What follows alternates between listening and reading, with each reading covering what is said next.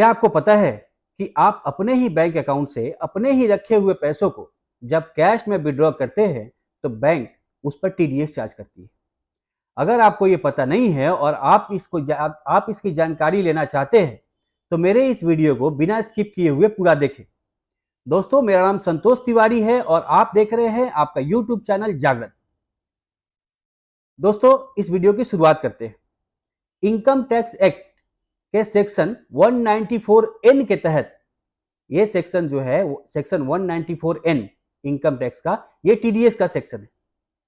और ये जो सेक्शन के तहत बैंकों को गाइडलाइन जारी की हुई है कि अगर कोई भी बैंक का कस्टमर अगर एक सर्टेन लिमिट से अधिक पैसे कैश में विड्रॉ करता है एक साल में, तो उसके ऊपर उसे टीडीएस देना पड़ेगा। दोस्तों, इसे दो भागों में डिवाइड किया हुआ है, दो भागों में बांटा हुआ है। इसके अंतर्गत एक वो आते हैं जो पिछले 3 सालों से अपना इनकम टैक्स फाइल रिटर्न किए हैं, और एक वो जो पिछले 3 सालों से अपना इनकम टैक्स रिटर्न फाइल नहीं किए हैं। तो दोस्तों, पहले हम जानेंगे कि उनके बारे में जो पिछले 3 सालों से अपना इनकम टैक्स फाइल रिटर्न नहीं किए, उनके लिए क्या लिमिट है। तो दोस्तों, बैंक ने उसके लिए उन लोगों के लिए 20 लाख रुपए तक का लिमिट तय की हुई है। उनका थ्रेशोल्ड लिमिट 20 लाख रुपए तक का ही है। यानी कि अगर वो एक साल में 20 लाख रुपए तक कैश विड्रॉ करते हैं अपने बैंक के अकाउंट से, तो उस पर टीडीएस नहीं लगेगा। और 20 लाख रुपए से 1 करोड़ रुपए तक अगर वो विड्रॉ करते हैं तो उस पर 2% का टीडीएस कटेगा। और 1 करोड़ से ज्यादा अगर विड्रॉ करते हैं तो उस पर 5% का टीडीएस कटेगा।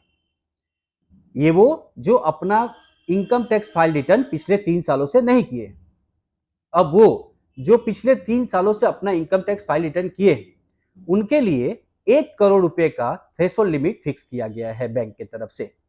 यानी कि वो अपने बैंक से एक साल में कैश 1 करोड़ रुपए तक विड्रॉ कर सकते हैं और उस पर उनको टीडीएस नहीं देना पड़ेगा। उससे अधिक अगर वो पैसे विड्रॉ करते हैं तो फ्लैट 2% का टीडीएस चार्ज किया जाएगा। तो ऐसा क्यों किया गया गवर्नमेंट के द्वारा? तो दोस्तों, ऐसा इसलिए किया गया ऑनलाइन ट्रांजैक्शन को बढ़ावा देने के लिए और जो कैश विड्रॉल है उसको कम करने के लिए ऐसा किया गया।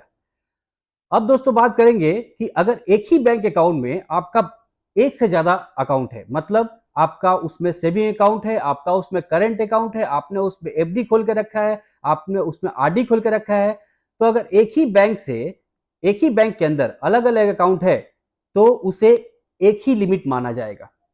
यानी कि अगर जिन्होंने अपना 3 साल से फाइल रिटर्न नहीं किए हैं और अपने बैंक में उनका फिक्स डिपॉजिट किए हुए हैं, सेविंग है, करंट अकाउंट है, तो 20 लाख रुपए तक ही माना जाएगा उनका लिमिट। लेकिन अगर उनका अकाउंट एक से ज्यादा बैंकों में है और वो 20-20 लाख रुपए करके 3 बैंक से या 4 बैंक से विड्रॉ करते हैं, तो उस पर इनकम टैक्स के तहत 194 के सेक्शन 194N के तहत उस पर टीडीएस नहीं लगेगा। एक बैंक से 20 लाख रुपए तक वो एक साल के अंदर कैश विड्रॉ कर सकते हैं। अगर उनका अकाउंट अलग अलग 3 बैंकों में या 4 बैंकों में है तो 20-20 लाख रुपए तक निकाल सकते हैं और उस पर उनको टीडीएस नहीं देना पड़ेगा। ये दोनों के लिए ही लागू होता है। वो जो अपना इनकम टैक्स फाइल रिटर्न किए हैं पिछले 3 साल में, उनके लिए भी लागू होता है, और जो पिछले 3 साल में अपना इनकम टैक्स फाइल रिटर्न नहीं किए हैं उनके लिए भी लागू होता है। तो दोस्तों, ये टीडीएस काटता कौन है? ये बैंक काटता है, और ये बैंक काट करके जमा करता है गवर्नमेंट को। अब ये जो पैसे कटे हैं वो आपको रिटर्न मिलेंगे कि नहीं मिलेंगे? जी हाँ दोस्तों, जरूर मिलेंगे। ये जब आप नेक्स्ट ईयर जब इनकम टैक्स फाइल रिटर्न करेंगे और आपका जो टैक्स का लायबिलिटी बनता है उसमें इस पैसों को, टीडीएस को एडजस्ट किया जाएगा, और एडजस्ट करने के बाद भी अगर आपका टीडीएस का अमाउंट ज्यादा होता है तो उसे आपको रिफंड मिल जाएगा। अब दोस्तों, बात करते हैं कि आपका जो पैन कार्ड है वो अपने बैंक में अपडेट करा करके रखें। अगर आपका पैन कार्ड बैंक में अपडेट नहीं है और बैंक टीडीएस काटती है तो वो पैसे आपको नहीं मिलेंगे, वो पैसे नहीं मिलेंगे। अब इसमें भी दो प्रकार के लोग आते हैं, कौन कौन सा अकाउंट इस पे एप्लीकेबल है और कौन कौन से एग्जम्प्टेड है। तो दोस्तों, मैंने इसे डिस्क्रिप्शन बॉक्स में दिया हुआ है, आप डिस्क्रिप्शन बॉक्स में जाए और वहां देखें कि इसके अंतर्गत भी कौन कौन से क्षेत्र में लोग एग्जम्प्टेड है और कौन कौन से क्षेत्र में एग्जम्पशन नहीं है, उनको चार्ज किया जाएगा। तो दोस्तों आशा करता हूं कि आज की जानकारी आपको अच्छी लगी होगी। अगर अच्छी लगी हो तो मेरे वीडियो को सब्सक्राइब जरूर करें। तो बैंक तरह तरह से हमारे बैंक अकाउंट में हमारे ही रखे हुए पैसों को तरह तरह से चार्ज करती है अगर हम कैश में विड्रॉ करते हैं पैसे। जैसे कि हम जानते हैं एटीएम से विड्रॉ जब करते हैं पैसे तो एटीएम विड्रॉल में 8 ट्रांजेक्शन फ्री है, 5 ट्रांजेक्शन उसी बैंक के एटीएम के अकाउंट से और 3 ट्रांजेक्शन दूसरे बैंक के एटीएम से।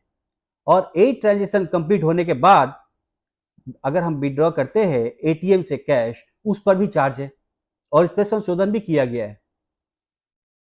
तो दोस्तों अगर आप बैंकिंग करते हैं तो बैंकिंग का नॉलेज रखें, जानकारी रखें कि कहां कहां पे कौन कौन से चार्ज आपके काटे जाएंगे। और बैंक इसके बारे में आपको अवगत नहीं कराएगा। बैंक आपको नहीं बोलेगा कि सर यहाँ पे ये चार्जेस, यहाँ पे ये चार्जेस।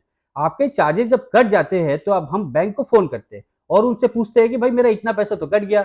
तो वो बोलते हैं सर मेरे वेबसाइट में जाइए और वहां पे सारा चार्जेस का डिटेल दिया हुआ है, आप वहां पे जाके देखिए। तो दोस्तों हमारे पास उतना टाइम नहीं होता है कि उस बैंक के वेबसाइट पे जाए और चार्जेस का डिटेल देखें क्या क्या चार्जेस है, और ये सारे चार्जेस टाइम टाइम पे अपडेट भी होते रहते हैं। तो इसके लिए हमें जानकारी रखना बहुत ही आवश्यक है। तो अगर आपकी आज की जानकारी, आशा करता हूं कि आप सबको अच्छी लगी होगी, और अगर अच्छी लगी हो तो मेरे चैनल को सब्सक्राइब करना ना भूलें दोस्तों। नमस्कार।